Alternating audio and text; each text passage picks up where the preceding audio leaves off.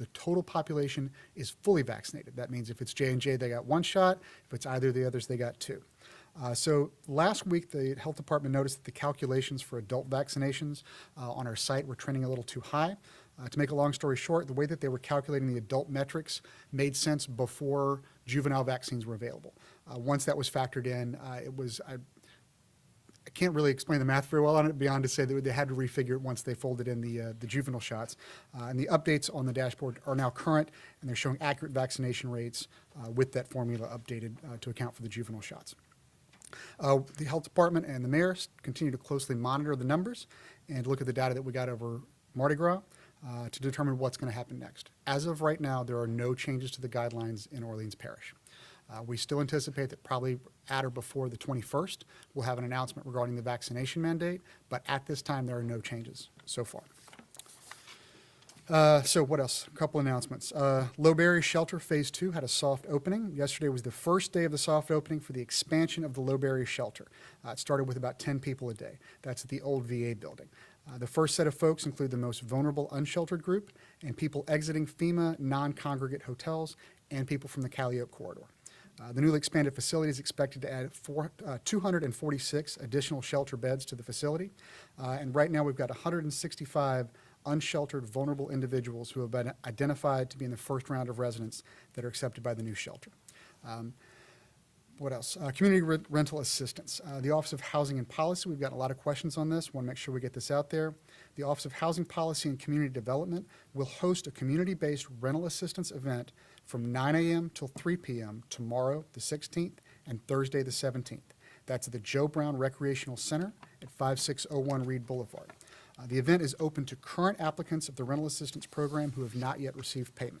Again, that's at the Joe Brown Rec Center from 9 till 3 tomorrow and Thursday. Staff will be on hand to answer questions, review documentation.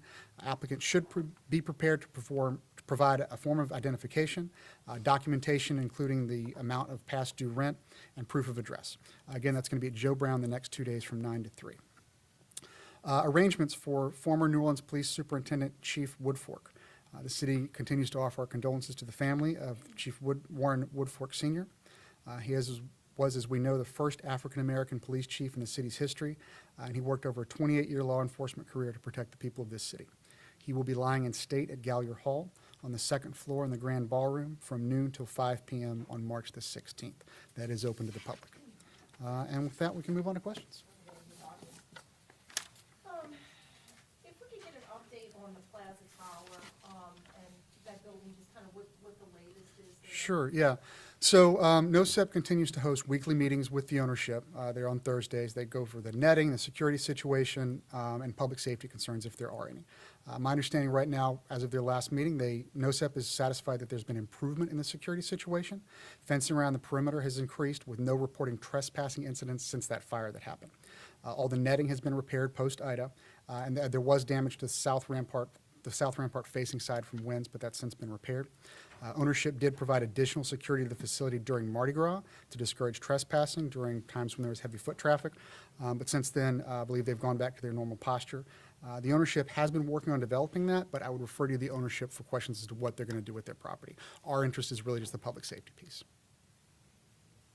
Yes, Beau, so as far as House Bill 652, legislative session just started yesterday in Sure. Baton Rouge. House Bill 652 calling on the city council to regulate the sewage and water board.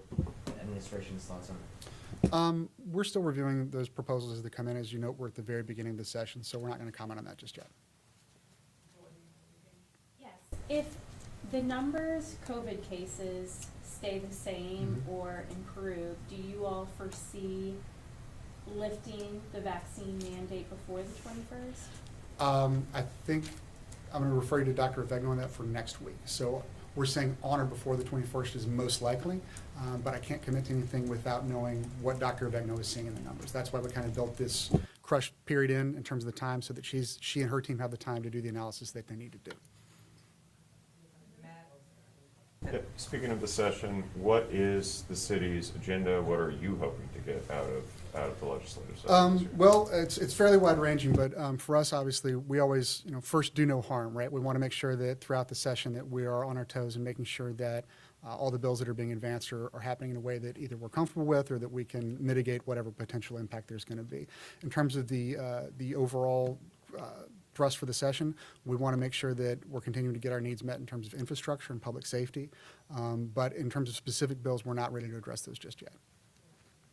Just because 2 weeks ago was Mardi Gras and there could have potentially been a spike, but Sure. it looks like the numbers are still pretty low. Do you have any idea, just because people are taking at-home tests and not necessarily reporting them, is Right. there anything to say about that? Like, do we have any more hospitalizations or other metrics? So I can say anecdotally, what I'm hearing from Dr. Avegno and from her team is, again, cautiously optimistic, right? What they're saying gives them, we're not ready to go screaming to the skies just yet, but it does look like the measures that we put in place work. They credit that largely to the high rate of vaccination that we had in Orleans before anybody got here. That's what we were beating the drum on for the last year at least. And then during Mardi Gras, the enforcement of that vaccination requirement in bars and restaurants, we do believe it helped. We are seeing in the numbers that get borne out. So we're satisfied. So what is the administration's response to Councilman Giarruso's series of ordinances that would shift funding from agencies until they need basic services? So right now, we're in the process of a historic infrastructure investment. The JIR project, we're putting $780 million into the ground. That is more than any administration in the city's history has ever done. So the scale and the scope of that are literally unprecedented. And to date, it's never happened before, and we're seeing challenges. We're seeing problems. Something that big, that heavy of an investment, we're talking about $750 million being put into the ground in the course of about 3.5 years. That's massive, right? It necessarily has revealed some weaknesses in the system and some frustrations and some pain points. We are not in any way denying that there have been problems with the implementation and some of the work, and we're seeing it too, right? Everybody's seeing it.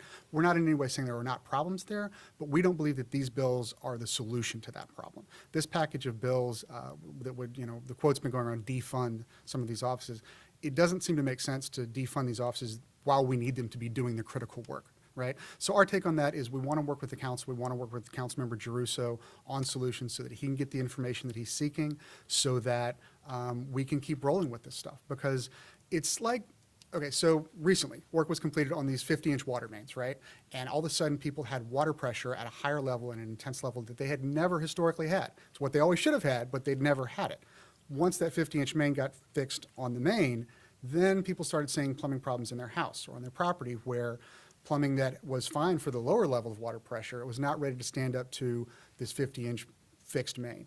It's a similar situation where with this amount of funding, with this amount of work on the street, with this amount of dollars going out there, it is exposing some vulnerabilities and some weaknesses in our process, which we absolutely want to fix. But again, we think defunding the departments involved is absolutely not the way to do that. That would be retrograde to progress, and we want to find another solution if we can.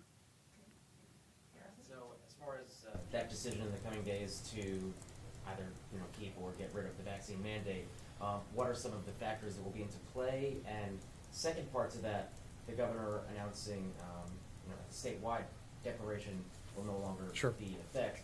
Does that push the momentum forward to whatever decision we make? Well, I think as you've seen throughout the pandemic, throughout our response to this, we've been very diligent in not just jumping whenever somebody else next to us jumps, right? And all due respect to the governor and the decision that he made on the state level, we are empowered to have more strict regulations at the local level than they do at the state. That's been the case throughout this event.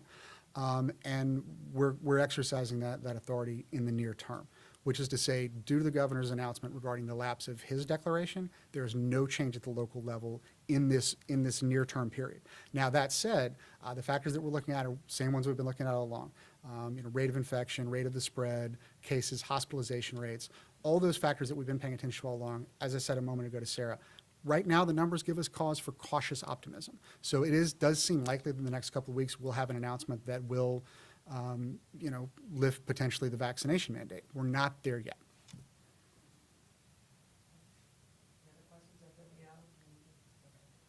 Any other questions? All right. Thanks a lot, everybody. I appreciate it. Short and sweet. Have a good week.